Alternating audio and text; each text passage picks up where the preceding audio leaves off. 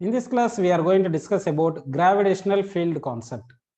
Before going to discuss about gravitational field, let us think about a gravitational force. Gravitational force பத்தி பார்க்கலாம் first நம்ம. சரிங்களா? சரிப்பா. இப்போ கிராவிடேஷனல் ஃபோர்ஸ் வந்து என்ன ஆக்சுவலா பாத்தீங்கன்னா ரெண்டு மாசஸ் எடுத்துக்கிறோம். இது வந்து m1 மாஸ்ன்னு எடுத்துங்க. இன்னொன்று வந்து m2 மாஸ் அப்படின்னு எடுத்துங்க. இந்த ரெண்டு மாஸ் வந்து செப்பரேட்டட் பை சம் டிஸ்டன்ஸ் அப்படின்னு இருக்கு. சரிங்களா? இப்போ m1 வந்து ஃபோர்ஸ் எக்ஸர்ட் பண்ணது m2 மேல, that is force exerted on second body by first body. Second body by first body. இது வந்து action. For every action there is an equal and opposite direction, so that force on first body by second body இருக்கு. சரி, ஆக்சுவலா இங்க வந்து இந்த first body வந்து second பாடியை வந்து எக்ஸர்ட் பண்ணுற ஃபோர்ஸ். இந்த ஃபோர்ஸ் வந்து என்ன சொல்லியிருக்கோம்னா ஆக்ஷன் ரியாக்ஷன் பேர் சொன்னோம், கன்சர்வேட்டிவ் ஃபோர்ஸ்னு சொன்னோம். சரிங்களா? அடுத்து இந்த ஃபோர்ஸ் வந்து இண்டிபெண்டன்ட் ஆஃப் மீடியம், அதாவது இண்டிபெண்டன்ட் ஆஃப் மீடியம், இது ரொம்ப இம்பார்ட்டன்ட். இந்த ஃபோர்ஸ் வந்து நம்ம F is equal to G m1 m2 by r ஸ்கொயர்னு எடுக்கிறோம் இல்லைங்களா? இந்த G வந்து இண்டிபெண்டன்ட் ஆஃப் மீடியம். சரிங்களா? அதனால தான் இந்த universal gravitational constant universal constant சொல்றோம். சரிங்களா? அப்ப இந்த ஃபோர்ஸ் வந்து கிராவிடேஷனல் ஃபோர்ஸ் வந்து இண்டிபெண்டன்ட் ஆஃப் மீடியம்னு வேற வருது.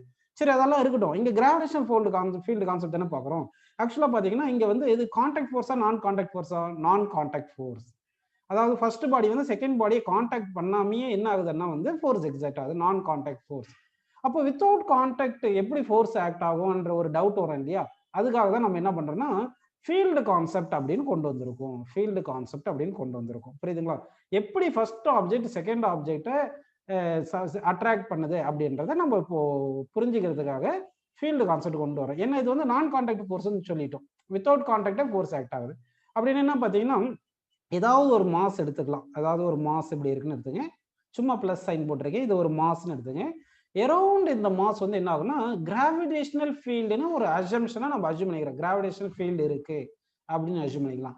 அந்த ஃபீல்டு எந்த டைரக்ஷன்ல இருக்குன்னா towards the mass, towards the centre of the mass இப்படி இருக்கு இப்படின்னு அஸ்யூம் பண்ணிக்கலாம். ஃபீல்டு வந்து டுவோர்ட்ஸ் மாஸ் இப்படி இருக்கு அப்படின்னு அஸ்யூம் பண்ணிக்கலாம். புரியுதுங்களா உங்களுக்கு? இந்த டைரக்ஷன்ல இப்படி இருக்கு. சரிங்களா? இப்படி இருக்கு. சரி, ஆக்சுவலா பாருங்க, ஒரு மாஸ் எடுத்திருக்கேன். இது வந்து ஒரு மாஸ்ன்னு எடுத்திருக்கோம். அரௌண்ட் திஸ் மாஸ் வந்து ஃபீல்டு இருக்கும். ஏன் அரௌண்ட் திஸ் மாஸ் ஃபீல்டு இருக்குன்னா இந்த மாஸ் ஃபீல்டு ப்ரொடியூஸ் பண்ணிருக்கு இல்லையா, அந்த ஃபீல்டு தான் ஃபோர்ஸ் எக்ஸர்ட் பண்ணுது. அதாவது வந்து இந்த மாஸ் வந்து இங்க ஃபீல்டு ப்ரொடியூஸ் பண்ணியிருக்குன்னு வச்சுங்க. இப்படி ஃபீல்டு ப்ரொடியூஸ் பண்ணியிருக்குங்களா, இப்படி வச்சிடணும். இது வந்து ஃபர்ஸ்ட் மாஸ்ன்னு எடுத்துங்க. செகண்ட் மாஸ் இங்க வைக்க போறேன், m2 இங்க வைக்கும் போது இந்த ஃபர்ஸ்ட் மாஸ் ப்ரொடியூஸ் பண்ண ஃபீல்டு பிளேஸ்ல செகண்ட் மாஸ் பிளேஸ் பண்ணியிருக்கோம். அப்போ ஃபர்ஸ்ட் மாஸ் ப்ரொடியூஸ் பண்ண ஃபீல்டு தான் செகண்ட் மாஸ் மேல ஃபோர்ஸ் எக்ஸர்ட் பண்ணுது அப்படின்னு அஸ்யூம் பண்ணிக்கலாம். இப்போ m2 வந்து இந்த ஸ்பேஸ் அரௌண்ட் m1 எங்க பிளேஸ் பண்ணாலும் சரி இந்த m1 ஃபோர்ஸ் எக்ஸர்ட் பண்ணும் இல்லையா? அப்படின்னா இந்த m1 வந்து around it's space around this m1 வந்து ஃபீல்டு ப்ரொடியூஸ் பண்ணியிருக்கணும். எல்லா பாயிண்ட்லுமே ஃபீல்டு ப்ரொடியூஸ் பண்ணியிருக்கணும். அப்போ ஒரு மாஸ் வச்சிருந்தோம்னா அந்த மாஸ் என்ன பண்ணியிருக்கணும்னா அரௌண்ட் இட்ஸ் ஸ்பேஸ், அதாவது இந்த மாசை சுத்தி இருக்கிற ஸ்பேஸ் மொத்தத்தையும் இது மாடிஃபை பண்ணியிருக்கோம். எப்படி மாடிஃபை பண்ணியிருக்கோம்? ஃபீல்டு ப்ரொடியூஸ் பண்ணி ஃபீல்டுனால மாடிஃபை பண்ணியிருக்கோம். அப்போ வந்து மாசை சுத்தி என்ன இருக்கும்? ஃபீல்டு இருக்கும். ஏன்னா வந்து m1 இங்க வச்சிருக்கோம், m2 எங்க வச்சாலுமே ஃபோர்ஸ் எக்ஸர்ட் பண்ணுது. அப்படின்னா ஃபீல்டு இந்த மாதிரி இந்த டைரக்ஷன்ஸ்ல இருக்கு, இப்படி ஃபீல்டு இந்த டைரக்ஷன்ஸ்ல இருக்கு அப்படின்னு நம்ம எடுத்துக்கிறோம். ஏன் நான் டிஸ்கண்டினியூஸ் லைன்ல வரைஞ்சிருக்கேன்னா வந்து இங்க இது இமேஜினேஷனரி ஃபீல்டுன்னு கொண்டு வந்திருக்கும். இது மாதிரி ஃபீல்டு இருக்குன்னு ஒரு கான்செப்ட் கொண்டு வந்திருக்கும். அதனாலதான் டிஸ்கண்டினியூஸ் லைன்ல இப்படி வரைஞ்சிருக்கேன். சரிங்களா? அப்போ வந்து உங்களுக்கு ஃபீல்டு கான்செப்ட்ன்றது புரிஞ்சு. எப்படி ஃபீல்டு கான்செப்ட் கொண்டு வந்தோம்னா ஆக்சுவலா ரெண்டு மாசஸ் இருக்கு, m1 m2 எடுத்திருக்கோம். இது இந்த ஃபோர்ஸ் ஆக்ட் ஆகுறது நான் கான்டாக்ட் ஃபோர்ஸ். வித்தவுட் கான்டாக்ட் எப்படி ஃபோர்ஸ் ஆக்ட் ஆகுது அப்படின்னு ஒரு டவுட் வரதுனால m1 வந்து ஃபீல்டு ப்ரொடியூஸ் பண்ணியிருக்கு. அந்த ஃபீல்டுல கிராவிடேஷனல் ஃபீல்டு சும்மா சிம்பிள் வந்து ஈன்னு எடுத்துக்கலாம். அப்போ வந்து செகண்ட் பாடி பிளேஸ் பண்ண இடத்துல ஃபர்ஸ்ட் பாடியுடைய ஃபீல்டு இருக்கு. அதனால தான் ஃபர்ஸ்ட் பாடி செகண்ட் பாடி மேல ஃபோர்ஸ் எக்ஸர்ட் பண்ணுது. அதே மாதிரி செகண்ட் பாடியும் ஃபீல்டு ப்ரொடியூஸ் பண்ணியிருக்கோம். அந்த செகண்ட் பாடி ஃபீல்டு ப்ரொடியூஸ் பண்ணிருக்கு இல்லைங்களா, field produce by second body, அந்த ஃபீல்டுனால ஃபர்ஸ்ட் பாடி மேல ஃபோர்ஸ் ஆக்ட் ஆகுது அப்படின்னு நம்ம அஸ்யூம் பண்ணிக்கலாம். புரியுதுங்களா உங்களுக்கு? சரி, அப்போ இந்த ஃபீல்டு தான் ஃபோர்ஸ் எக்ஸர்ட் பண்ணுது. இந்த ஃபீல்டு எந்த டைரக்ஷன்ல ஃபோர்ஸ் எக்ஸர்ட் பண்ணுது பாத்தீங்கன்னா along the direction of field தான் ஃபோர்ஸ் எக்ஸர்ட் பண்ணும். என்ன பாருங்க, இது வந்து ஒரு மாஸ் m1 எடுத்துக்கலாம், m1 எடுத்துக்கலாம். இந்த m1 வந்து ஃபீல்டு எந்த டைரக்ஷன்ல இந்த டைரக்ஷன்ல தானே இப்படி ப்ரொடியூஸ் பண்ணியிருக்கோம். இப்போ m2 இங்க பிளேஸ் பண்றோம். m1 வந்து m2 எப்படி ஃபோர்ஸ் அட்ராக்ஷனல் ஃபோர்ஸ் தானே வரணும். அப்ப அந்த ஃபோர்ஸும் ஃபீல்ட் டைரக்ஷனும் சேம் டைரக்ஷன்ல இருக்கு. புரியுதுங்களா? அப்ப வந்து ஒரு ஃபீல்டுல வந்து ஒரு மாஸை வந்து பிளேஸ் பண்ணோம்னா அந்த மாஸ் மேல இந்த கிராவிடேஷனல் ஃபீல்டு எந்த டைரக்ஷன்ல ஃபோர்ஸ் ஆக்ட் ஆகும்னு பாத்தீங்கன்னா along the direction of field force act ஆகும். அது ஒண்ணு. இன்னொன்னு வந்து ஒரு மாஸ் இருக்குன்னா அந்த மாஸை சுத்தி ஃபீல்டு எந்த டைரக்ஷன்ல ப்ரொடியூஸ் பண்ணியிருக்கோம்னா டுவோர்ட்ஸ் இட்ஸ் சென்டர் அப்படின்னு அஸ்யூம் பண்ணிக்கலாம். டுவோர்ட்ஸ் தி பாடி வந்து ஃபீல்டு ப்ரொடியூஸ் பண்ணியிருக்கு அப்படின்னு நமக்கு ஃபீல்டு கான்செப்ட் புரிஞ்சு. இது வரைக்கும் நம்ம குவாலிட்டேட்டிவ் அனாலிசிஸ் தான் பார்த்துருக்கோம். இப்போ பார்க்க போகிறது குவான்டிடேட்டிவ் அனாலிசிஸ் பார்க்க போகிறோம். குவான்டிடேட்டிவ் அனாலிசிஸ்னா ஃபீல்டை பற்றி பார்த்துட்டு இருந்தோம் இல்லையா, அந்த ஃபீல்டுடைய மேக்னிடியூட் இதெல்லாம் பார்க்க போகிறோம். சரிங்களா? இப்போ வந்து பாருங்க, gravitational field at a point due to point mass அப்படின்னு எடுத்துக்கலாம். கிராவிடேஷனல் ஃபீல்டு ஃபர்ஸ்ட் வந்து கிராவிடேஷனல் ஃபீல்டு இன்டென்சிட்டின்னு ஒரு டேர்மை கொண்டு வரும். கிராவிடேஷனல் ஃபீல்டு இன்டென்சிட்டி அப்படின்னு ஒரு டேர்மை கொண்டு வரும். It is denoted by simple E. Gravitational ஃபீல்டுன்றது என்னது? Qualitative analysis. கிராவிடேஷனல் ஃபீல்டு இன்டென்சிட்டின்றது குவான்டிடேட்டிவ் அனாலிசிஸ். இந்த ஃபீல்டு தான் ஃபோர்ஸ் எக்ஸர்ட் பண்றதுனால இந்த கிராவிடேஷன் ஃபீல்டு வந்து வெக்டார் குவான்டிட்டி அப்படின்னு எடுத்துக்கிறோம். இ பார்னு வெக்டார் குவான்டிட்டின்னு எடுத்துக்கிறோம். புரியுதுங்களா உங்களுக்கு? சரி, இப்போ வந்து இந்த கிராவிடேஷனல் ஃபீல்டு இன்டென்சிட்டியை வந்து ஃபர்ஸ்ட் டிஃபைன் பண்ணுவோம். இப்போ வந்து என்ன பண்ணலாம், ஒரு இடத்துல ஃபீல்டு இப்படி இருக்குன்னு அஸ்யூம் பண்ணிக்கிங்க. இங்க ஃபீல்டு இருக்குன்னு அஸ்யூம் பண்ணிக்கிங்க. இங்க ஃபீல்டு இருக்கா இல்லையான்னு செக் பண்றதுக்கு என்ன பண்றோம், ஒரு மாஸ் வச்சு பார்ப்போம். இங்க மாஸ் வைக்கும் போது அந்த மாஸ் மேல இந்த ஃபீல்டு ஃபோர்ஸ் எக்ஸர்ட் பண்ணிச்சுன்னா அப்ப என்ன ஆயிரும், உங்களுக்கு ஃபீல்டு இருக்குன்னு தானப்பா அர்த்தம். சரி, அப்ப இந்த மாஸ் பிளேஸ் பண்றதை இன்க்ரீஸ் பண்ணிட்டே போனா ஒரு பாயிண்ட், சர்டைன் பாயிண்ட் பின்னு ஒரு பாயிண்ட் எடுத்துட்டு இந்த பாயிண்ட்ல வந்து மாஸ் நான் ஃபர்ஸ்ட் 1 கிலோகிராம் வச்சு பார்க்குறேன், சர்டைன் அமௌண்ட் ஃபோர்ஸ் ஆக்ட் ஆகுது. 2 கிலோகிராம் பாடி பிளேஸ் பண்ணா டபுள் ஆஃப் ஃபோர்ஸ் ஆக்ட் ஆகும். 3 கிலோகிராம் பாடி பிளேஸ் பண்ணா த்ரைஸ் ஆஃப் ஃபோர்ஸ் ஆக்ட் ஆகும். ஸோ மாஸ் பிளேஸ்டு இந்த கிராவிடேஷன் ஃபீல்டு இன்க்ரீஸ் பண்ணிட்டே இருந்தா ஃபோர்ஸ் இன்க்ரீஸ் ஆகிட்டே இருக்கும்.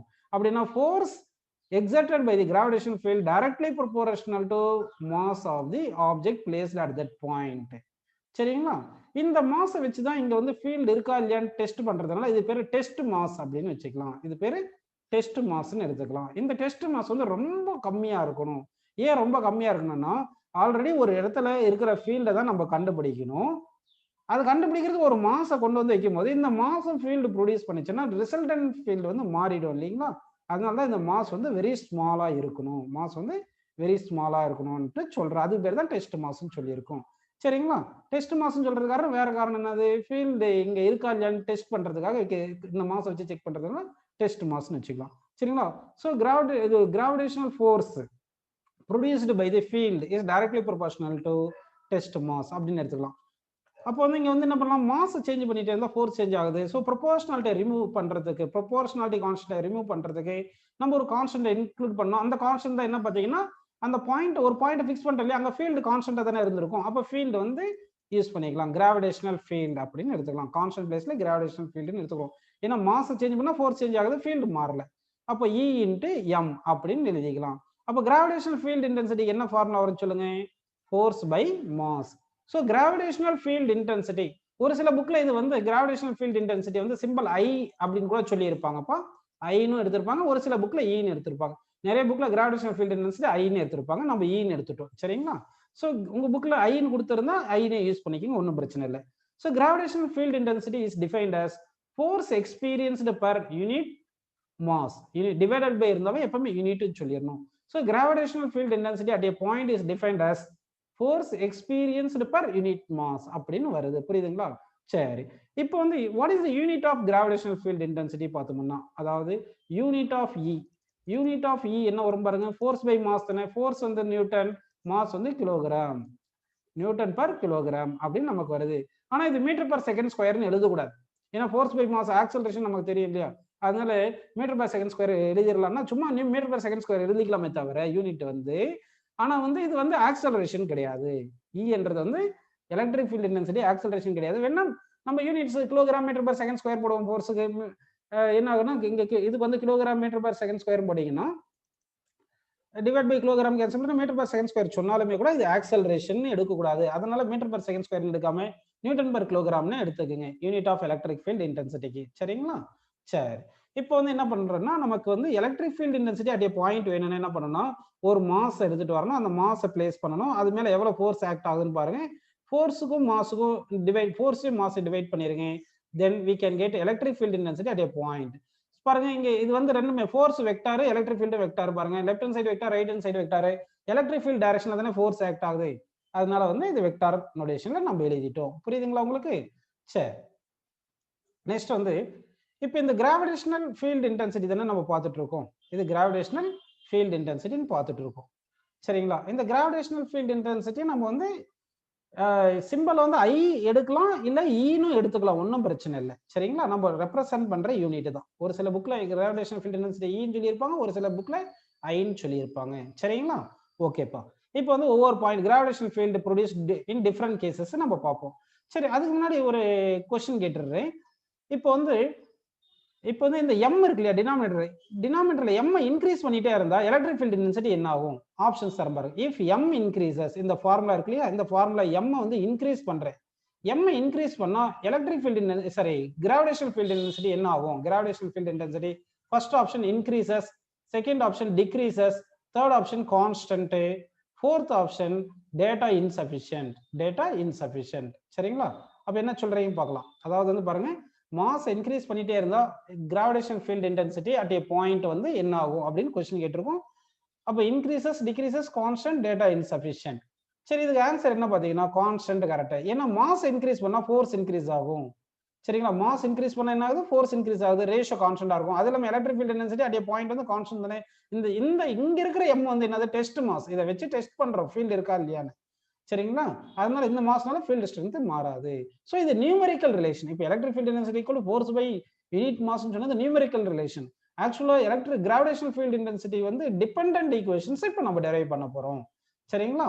சரி, ஃபர்ஸ்ட் வந்து gravitational field intensity at a point due to point mass எடுத்துக்கலாம். Gravitational field intensity at a point due to point mass, அப்படின்னு நம்ம எடுத்துக்கலாம் சரிங்களா. Gravitational field intensity at a point due to point mass கண்டுபிடிப்போம். சரி, இப்போ வந்து ஒரு பாயிண்ட் மாஸ் நமக்கு கொடுத்துருக்காங்க சரிங்களாப்பா. ஒரு பாயிண்ட் மாஸ் இது கொடுத்துருக்காங்க. இந்த மாஸ் வேல்யூ கேபிட்டல் M சும்மா அஸ்யூம் பண்ணிக்கலாம் சரிங்களா. இப்போ நம்ம ஒரு பாயிண்ட் Pன்னு எடுத்துக்கிறோம். இங்க இந்த பாயிண்ட் P வந்து இந்த மாஸ்ல இருந்து எவ்வளவு டிஸ்டன்ஸ் இருக்குன்னா r டிஸ்டன்ஸ்ல இருக்கு. ஸோ இந்த பாயிண்ட்ல ஃபீல்டு எவ்வளவு இருக்குன்னு நம்ம கண்டுபிடிக்கணும். So to find field at this point நம்ம என்ன கான்செப்ட் யூஸ் பண்ணோம்? ஃபோர்ஸ் பை மாஸ் தானே. ஒரு டெஸ்ட் மாஸ் இங்க ஸ்மால் m இங்க பிளேஸ் பண்றோம். இது மேல எவ்வளவு ஃபோர்ஸ் ஆக்ட் ஆகுதுன்னு நம்ம கண்டுபிடிச்சு டிவைட் பை மாஸ் போட்டோம்னா நமக்கு ஃபீல்டு கிடைக்கும் இல்லையா. அப்போ வந்து ஃபோர்ஸ் பிட்வீன் டூ மாசஸ்க்கு என்ன formula? G into m1 m2 divided by r square சரிங்களா. கிராவிடேஷன் ஃபீல்ட் இன்டென்சிட்டிக்கு என்ன ஃபார்முலா? நமக்கு ஃபோர்ஸ் பை மாஸ் தானப்பா. அப்போ ஃபோர்ஸ் சப்ஸ்டிட் பண்ணுங்க. Gmm divided by r square divided by mass. So m cancel. So gravitational field intensity at a point due to point mass is equal to gm by r square அப்படின்னு நமக்கு கிடைச்சிருக்கு. சரி, அப்போ distance increase பண்ணிட்டே போனா என்ன ஆகுது சொல்லுங்க நமக்கு? ஆர் வந்து அதாவது இந்த பாயிண்ட் டிஸ்டன்ஸ் கூட்டிட்டே போனா கிராவிடேஷன் ஃபீல்ட் இன்டென்சிட்டி குறைஞ்சிட்டே போகும். அப்படின்னா நம்ம கிராவிடேஷன் ஃபீல்ட் இன்டென்சிட்டிக்கும் அடுத்து வந்து டிஸ்டன்ஸுக்கும் கிராஃப் வரைவோம். கிராவிடேஷனல் ஃபீல்ட் இன்டென்சிட்டிக்கும் டிஸ்டன்ஸுக்கும் கிராஃப் வரையலாம் சரிங்களா. அப்போ கிராஃப் வரைஞ்சா எப்படி வரும்னு சொல்லுங்க. கிராஃப் வரைஞ்சோம்னா நமக்கு எந்த மாதிரி வரும் பார்க்கலாமா. அதாவது ஆர் இன்க்ரீஸ் பண்ணிட்டே இருந்தா ஃபீல்ட் இன்டென்சிட்டி குறைஞ்சிட்டே இருக்கும். ஸோ இப்போ நமக்கு என்ன வரும்னா ரெக்டாங்குலர் ஹைப்பர்போலா. இங்க ஆர் பவர் 1 இருந்துச்சுன்னா ஈக்குலேட்டரல் ரெக்டாங்குலர் ஹைப்பர்போலான்னு வந்திருக்கும். ஆர் பவர் 2 இருக்கிறதுனால இது வந்து இன்இக்வேட்டோரியல் ரெக்டாங்குலர் ஹைப்பர்போலா அப்படின்னு வருது. அதை பத்தி ஒன்றும் பிரச்சனை இல்லை. ரெக்டாங்குலர் ஹைப்பர்போலா ஸ்மூத் கர்வ்னு எடுத்துங்க சரிங்களா. So gravitation field intensity inversely proportional to r square. Y ஆக்சிஸ்ல கிராவிடேஷன் ஃபீல்ட் இன்டென்சிட்டி எடுத்திருக்கும், எக்ஸ் ஆக்சிஸ்ல டிஸ்டன்ஸ்னு எடுத்திருக்கும். புரியுதுங்களா உங்களுக்கு? சரி, அப்போ ஃபர்ஸ்ட் பாயிண்ட் வந்து gravitation field intensity at a point due to point mass கிடைச்சிருக்கு. சரி, நெக்ஸ்ட் இப்போ வந்து gravitation field intensity at a point due to point mass வந்து gm by r ஸ்கொயர். அதாவது இது வந்து சோர்ஸ் மாஸ். ஒரு பாயிண்ட் எடுத்துக்கிறோம். இந்த பாயிண்ட்ல தான் ஃபீல்டு எவ்வளவு இருக்குன்னு கண்டுபிடிக்கணும். இந்த r டிஸ்டன்ஸ் எடுக்கணும். அப்போ gravitation field intensity depends at the point, depends on இத்தனை பிசிக்கல் குவான்டிட்டி பார்த்தீங்கன்னா மாஸ் ஆஃப் தி பாடி. அதாவது டெஸ்ட் மாஸ் கிடையாது, எந்த பாடி ஃபீல்டு ப்ரொடியூஸ் பண்ணதோ அந்த பாடியுடைய மாஸை பொறுத்து இருக்கு field at a point. So field intensity at a point depends on mass of the body which produces field and also distance of the point from the center of mass. அப்படின்னு நம்ம எடுத்துக்கிறோம். Centre of மாஸ்ன்னு சொல்றேன் சும்மா தான், from the பாடின்னு வச்சுக்கலாம். ஆக்சுவலா gravitation field intensity vector தானே. அப்படின்னா வெக்டார் ஃபார்ம்ல எழுதணும்னா இ பார்னு போட்டா டைரக்டா இங்கேயும் வெக்டார், ரைட் சைட்ல வெக்டார் வரணும் இல்லையா, அதனால ஆர் கேப் அப்படியே எடுத்துக்கிறேன். So E bar is equal to G into m divide by r square into r cap வருது. உங்களுக்கு ஆர் கேப்புக்கு என்ன ஃபார்முலா சொல்லுங்க? r bar by mod r divided by mod r. அப்ப e bar is equal என்ன வரும்னு சொல்லுங்கப்பா? gm divided by r square into r cap place r bar divided by mod r போட்டுக்கலாமா? So that gravitational field intensity is equal to, நல்லா கவனிங்க, gravitational field intensity E bar is equal to gm by r cube into r bar. இங்க r cube இருந்தாலுமே கூட gravitational field intensity varies inversely proportional to r square. ஏன்னா இங்க r இருக்கு, vector ஃபார்ம்ல எழுதணும்ன்றதுக்காக தான் இப்படி பண்ணியிருக்கோம் என்றது உங்களுக்கு புரிஞ்சிருக்கு. சரிங்களா? நெக்ஸ்ட் வந்து நம்ம gravitational field intensityல வந்து principle of superposition பார்க்கலாம். Principle of superposition in gravitational field intensity. Principle of superposition. Principle of superposition in gravitational field intensity E அப்படின்னு எழுதிட்டேன். சரிங்களா? அப்ப இங்க பிரின்சிபல் ஆஃப் சூப்பர்பொசிஷன் என்ன பண்ண போறோம்னா, நிறைய பாயிண்ட் மாசஸ் எடுக்கிறேன். இது ஃபர்ஸ்ட் மாஸ் m1, இது செகண்ட் மாஸ் m2, இந்த மாதிரி சோ ஆன் n மாசஸ் இருக்கு. n மாசஸ் எடுத்துட்டோம். இப்போ நான் ஒரு பாயிண்ட் Pன்னு ஒரு பாயிண்ட் கன்சிடர் பண்றேன்.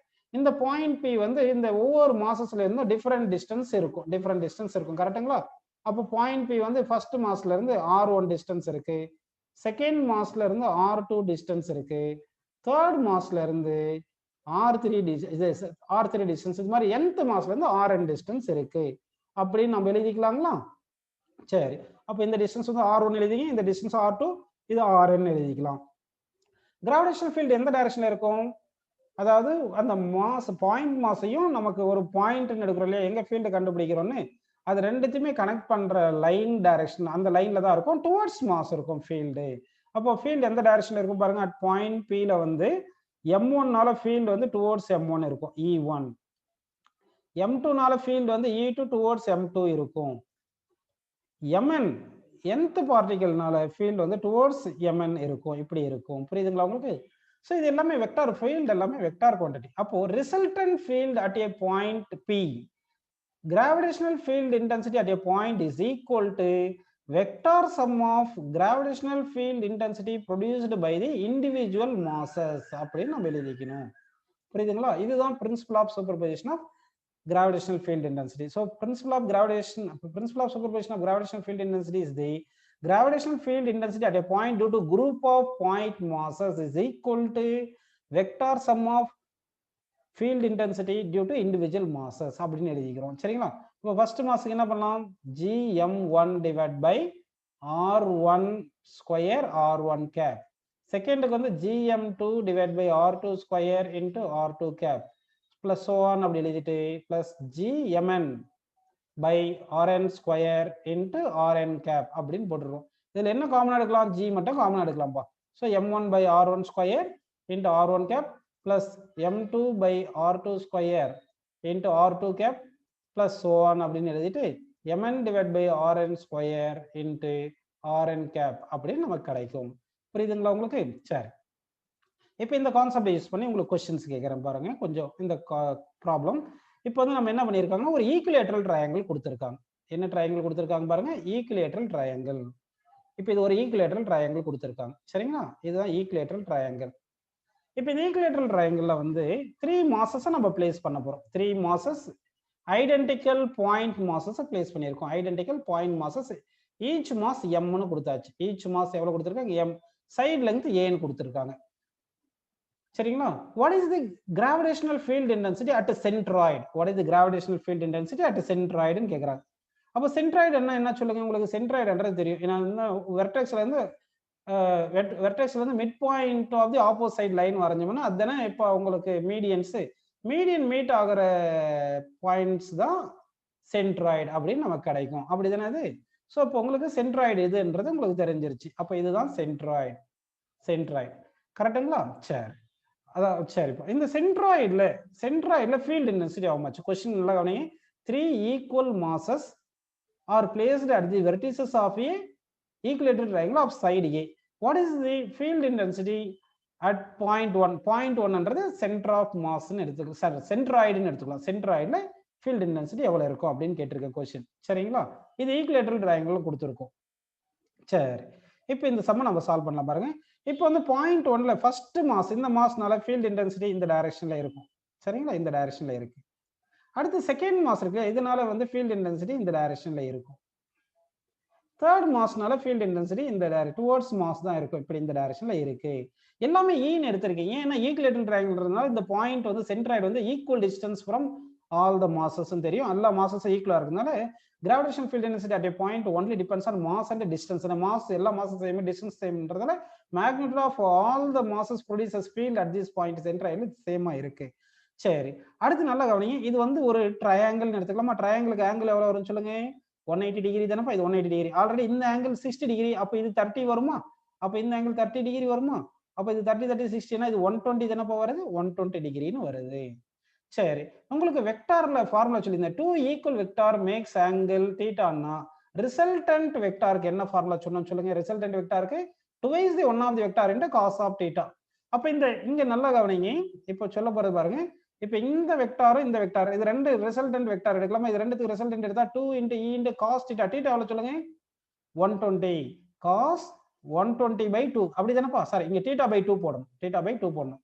அதாவது 2 ஈக்குவல் வெக்டார்ஸ் மேக்ஸ் ஆங்கிள் தீட்டாவா இருந்துச்சுன்னா ரிசல்டன்ட் வெக்டாருக்கு வந்து 2e cos theta by 2 போடணும். அப்ப 2e into cos 60, cos 60 எவ்வளவு வருது? 1 by 2 வருதா?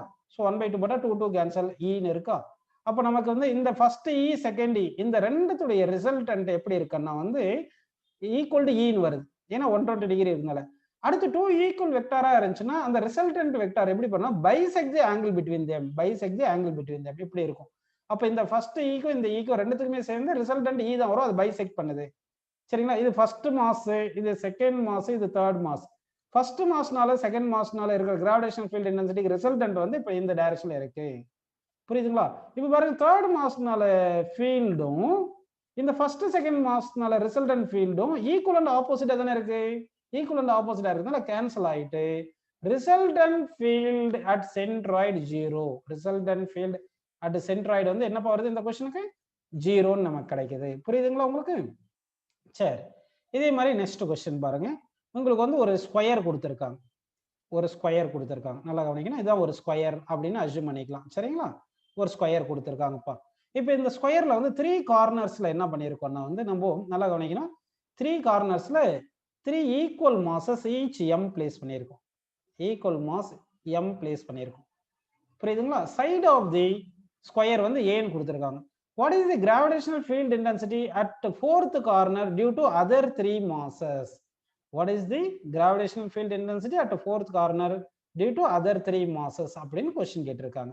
அப்படின்னு எடுத்துக்கலாமா? சரி, இப்போ பாருங்க, இது வந்து ஃபர்ஸ்ட், இது வந்து ஃபர்ஸ்ட் மாஸ்னு வச்சுங்க, இது செகண்ட் மாஸ், எல்லாமே ஐடென்டிக்கல் மாஸ் தான். இது தேர்ட் மாஸ்னு எடுத்துங்க. ஃபர்ஸ்ட் மாஸ்னால இது பாயிண்ட் பி ல, இந்த பாயிண்ட் பி ல தான் நமக்கு ஃபீல்ட் வேணும். ஃபர்ஸ்ட் மாஸ்னால field intensity at a point வந்து டுவர்ட்ஸ் மாஸ் தானே இருக்கும். அப்போ ஃபீல்ட் இன்டென்சிட்டி இங்க இந்த டைரக்ஷன்ல இருக்கும். அதே மாதிரி செகண்ட் மாஸ்னால ஃபீல்டு வந்து இந்த டைரக்ஷன்ல இருக்கும், இப்படின்னு இருக்கு, ஸ்ட்ரைட்டா இருக்கும். சரிங்களா? தேர்ட் மாஸ்னால ஃபீல்டு வந்து எந்த டைரக்ஷன்ல இருக்கும் பாத்தீங்கன்னா along the diagonal அப்படின்னு வரும். along the diagonal. இது e டேஷ்னு எடுத்துக்கிறேன். ஏன் e டேஷ்னு எடுத்திருக்கேன்னா இந்த ஃபர்ஸ்ட் மாசம் செகண்ட் மாசம் சேம் டிஸ்டன்ஸ் ஃப்ரம் பாயிண்ட் இருக்கு. டிஸ்டன்ஸ் சேம்னால e வந்து சேமா இருக்கு. ஃபர்ஸ்ட் மாஸ்னால வர ஃபீல்டும் செகண்ட் மாஸ்னால வர field same, mass distance equal. ஆனா தேர்ட் மாஸ்னால வரது பாருங்க, இந்த பாயிண்ட்டுக்கு இந்த தேர்ட் மாஸ் டிஸ்டன்ஸ் டிஃபரெண்டா தானே இருக்கு. டிஸ்டன்ஸ் டிஃபரெண்ட் தானே. டயகனல் லெங்த் எவ்வளவு வரும்? a√2 தானே வரும். டயகனல் லெங்த் a√2ன்னு வருது. இது புரிஞ்சுக்கிங்க. சரிங்களா?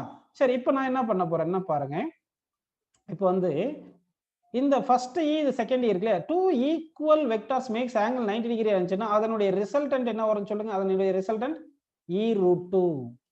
e√2 இதே ஃபார்முலா தான். ரிசல்டன்ட்டுக்கு வந்து 2e cos theta by 2 தானே எடுப்போம், cos theta by 2 எடுப்போம். அப்ப 2e இன்ட்டு இங்க வந்து ஆங்கிள் பிட்வீன் 2 ஈக்குவல் வெக்டார் வந்து 90 டிகிரி இருக்குனால cos 90 by 2ன்னு போட்டுடுறோம். So 2e into cos 90 by 2 எவ்வளோ? cos 45. cos 45 1 by √2. So 2e 1 by √2. இந்த 2ம் √2ம் கேன்சல் பண்ணா √2e அப்படின்னு கிடைக்குது. ஸோ இதை ஞாபகம் வச்சுக்கணும். 2 ஈக்குவல், அதாவது இந்த பாயிண்ட்ஸ் எல்லாம் நல்லா ஞாபகம் வச்சுக்கணும். அப்பப்போ நீங்க கேட்டுட்டே இருக்கக்கூடாது. 2 equal vectors makes angle 120 degree இருந்துச்சுன்னா resultant vector equal one of the vector அப்படின்னு தெரிஞ்சுக்கணும். அதே மாதிரி 2 equal vectors makes angle 90 degree இருந்துச்சுன்னா resultant vector equal √2 times of one of the vector அப்படின்னு எடுத்துக்கணும். இது வரைக்கும் உங்களுக்கு எல்லாருக்குமே புரிஞ்சிருக்கு அப்படின்னு அஸ்யூம் பண்ணிக்கலாம். இப்போ பாருங்க, இந்த இ டேஷும் இந்த e√2 சேம் டைரக்ஷன்ல தானே இருக்கு. அப்போ ரிசல்டன்ட் ஃபீல்ட் என்ன வரும்னு சொல்லுங்க. சேம் டைரக்ஷன்ல இருந்து அப்படியே ஆட் பண்ணிக்கலாம். அப்போ e டேஷ் பிளஸ் e√2 அப்படின்னு ஆட் பண்ணிக்கலாமா? சரி, இப்போதான் ஃபார்முலா எழுத போறேன். e டேஷ்ன்றது என்ன சொல்லுங்க? Field intensity at point P due to third mass. Third mass நால எழுதும்போது gm divided by இந்த distance எவ்வளவு சொல்லுப்பா? diagonal distance a by a√2.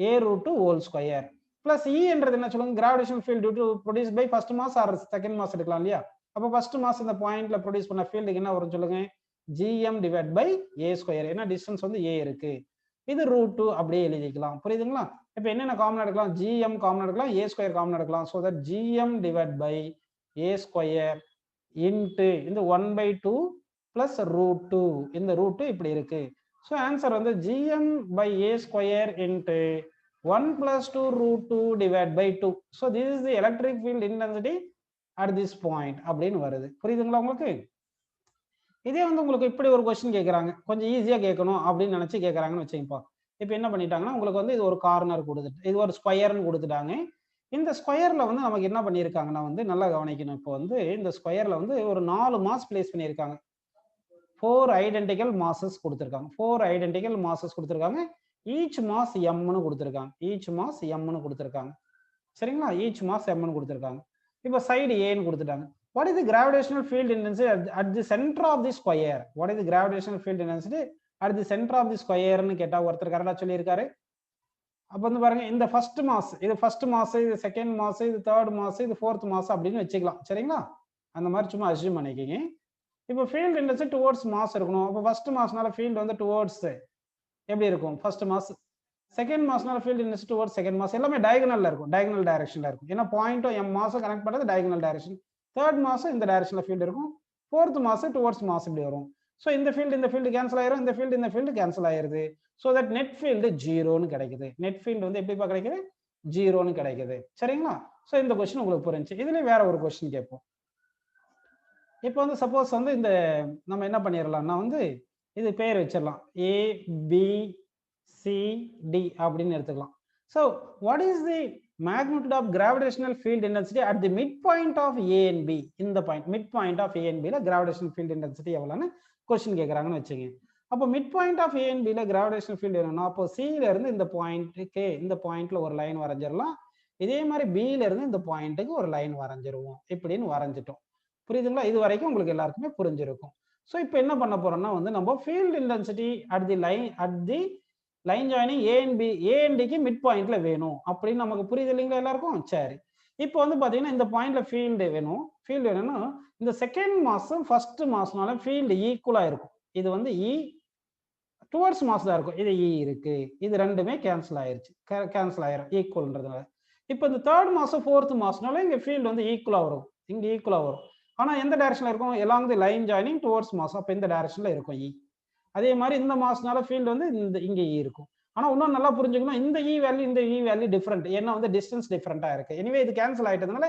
இது e டாஷ் வச்சுட்டு கேன்சல் ஆயிடுச்சுன்னு விட்டுருவோம் புரியுதுங்களா உங்களுக்கு இப்போ இது 2 ஈக்குவல் வெக்டார்ஸ் இருக்கு கரெக்ட்டுங்களா இப்போ ஆங்கிள் பிட்வீன் them வந்து θன்னு எடுத்துக்கிட்டோம்னா ரிசல்டன்ட் ஃபீல்டுக்கு வந்து ஃபார்முலா என்ன சொல்லுங்க 2e cos θ/2 அப்படி நம்ம எடுத்துக்கணும் 2e cos θ/2 ன்னு எடுத்துக்கணும் புரியுதுங்களா உங்களுக்கு சரி இப்போ வந்து என்ன பண்ணனும்னா வேணா இது 2θ ன்னு வெச்சிட்டீங்கன்னா கொஞ்சம் ஈஸியா இருக்கும் 2θ/2 ன்னு போட்டுட்டு அப்ப 2e cos θ ன்னு சிம்பிளா எழுதிக்கலாம் அப்படி கூட எழுதிக்கலாம் 2θ ன்னு போட்டா ஏன்னா இந்த ஆங்கிள் வந்து நமக்கு e ன்னு θ ன்னு கிடைச்சிருந்தா கொஞ்சம் சால்வ் பண்றது வசதியா இருக்கும் சரி நல்லா கவனிங்க இந்த லெங்த் எவ்வளவு வருது பாருங்க இந்த லெங்த் வந்து நமக்கு அதாவது ட்ரையாங்கிள் மாதிரி எடுத்துக்கலாம் இது வந்து என்னது இந்த பாயிண்ட் n இது m இது c ன்னு இருக்குல nmc ட்ரையாங்கிள் எடுத்தோம்னா இது right angle triangle mc distance வந்து a/2 nm வந்து a அப்படின்னு வருது இல்லைங்களா அப்ப இது a இது a/2 ன்னா பித்தாகரஸ் தேரம் போட்டா ஹைபோடெனஸ் கிடைக்குமா கிடைக்காதா நமக்கு பித்தாகரஸ் தேரம் போட்டா என்ன வரும் சொல்லுங்க square root of a square plus a square by 4 ன்னு வருதுங்களா அப்ப என்ன வரும் சொல்லுங்க ஆன்சர் நமக்கு இது இங்க மட்டும் என்ன வரும் சொல்லுங்க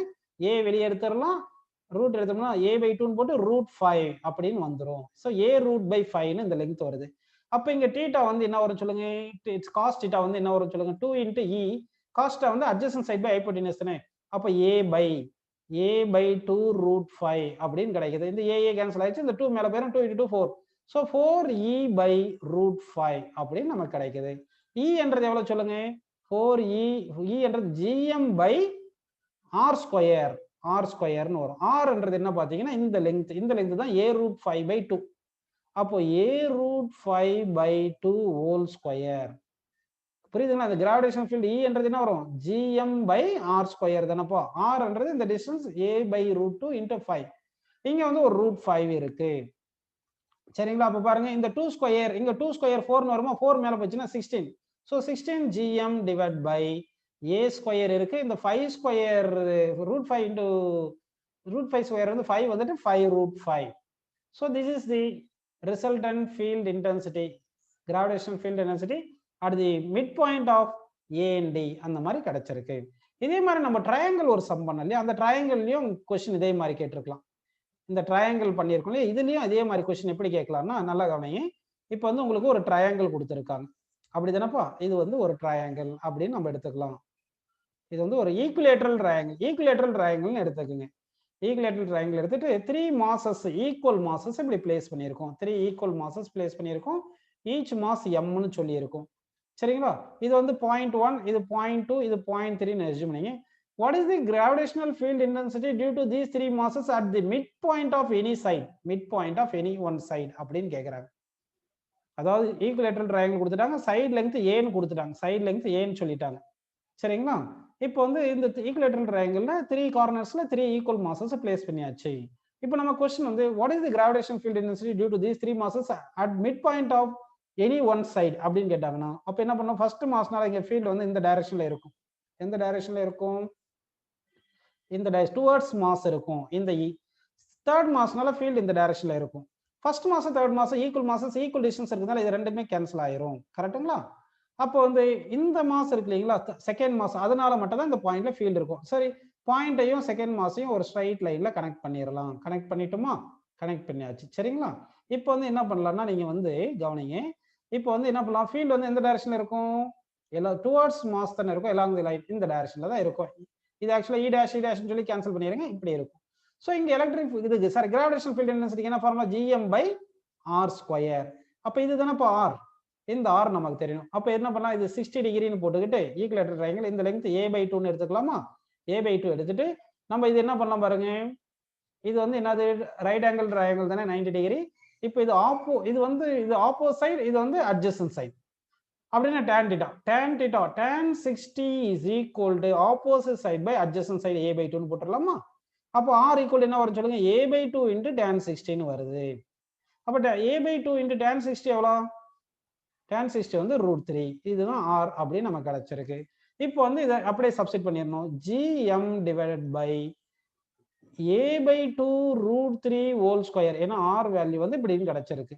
இப்போ இந்த 2 ஸ்கொயர் மேல போயிடுச்சுன்னா 4gm divided by a square into √3 square வந்து 3. இதுதான் நமக்கு வந்து gravitational field intensity at midpoint of any one side of the equilateral triangle in which 3 equal masses are placed and the side length is a அப்படின்னு நமக்கு வந்திருக்கு.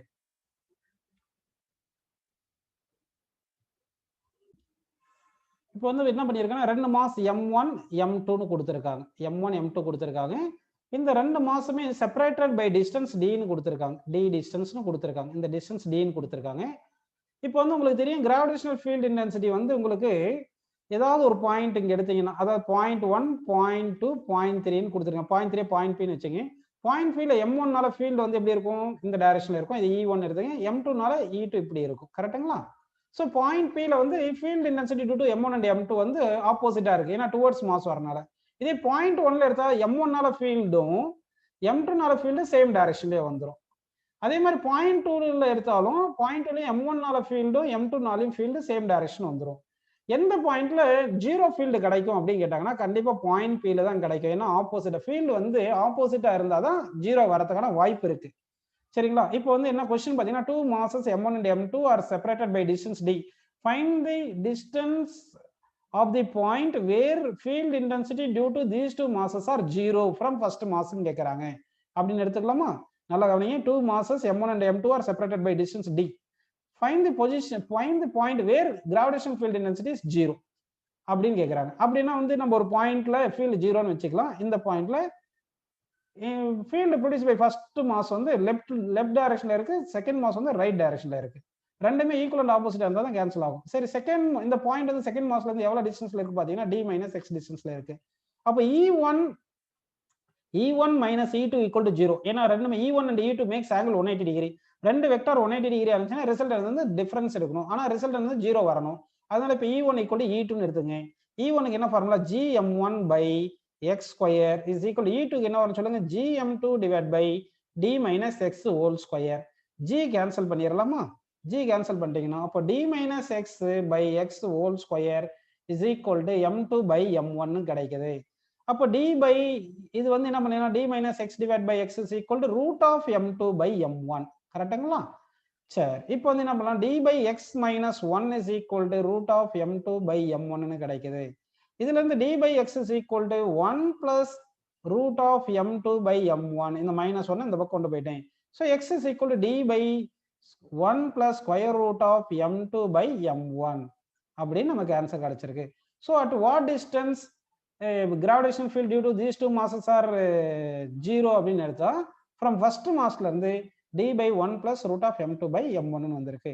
இதே second மாஸ்ல இருந்து கேட்டிருந்தாங்கன்னா அப்ப என்ன வந்திருக்கும்னா மொத்த டில இருந்து இதை கழிக்கணும். அதை விட இங்க m1 பை m2 போட்டுக்கலாம். செகண்ட் ஃபர்ஸ்ட் மாஸ்ல இருந்தா d by 1 plus m2 by m1 வருது இல்லையா, செகண்ட் மாஸ்ல இருந்தா d by 1 plus root of m1 by m2 வந்திருக்கும். புரியுதுங்களா? இந்த ஆன்சர் கரெக்டா தப்பான்னு செக் பண்ணிடலாமா? எப்படி செக் பண்றது பாருங்க. ரெண்டு மாசம் m1 m2 ஈக்குவலா இருந்துச்சுன்னா m1ம் m2ம் ஈக்குவலா இருந்தா எக்ஸாக்டா மிட் பாயிண்ட்ல தானே ரெண்டுத்துக்குமே ஃபீல்ட் ஈக்குவலா இருக்கும், ஏன்னா டிஸ்டன்ஸ் ஈக்குவலா இருக்கும், மாசம் ஈக்குவலா இருந்தா. அப்படின்னா m1 ஈக்குவல் m2 போட்டு பாருங்க. அப்ப எந்த டிஸ்டன்ஸ்ல வரணும், x is equal to d by 2ல தானே வரணும். அப்ப m1 ஈக்குவல் m2 போடுங்க, mm கேன்சல் ஆயிடுச்சு. அப்ப இங்க 1 இருக்கும், 1 plus 1 2, so d by 2. So அப்போ நமக்கு x is equal d by 2ல வரதுனால இந்த ஆன்சர் வந்து கரெக்டான ஆன்சரா இருக்கு. சரிங்களா?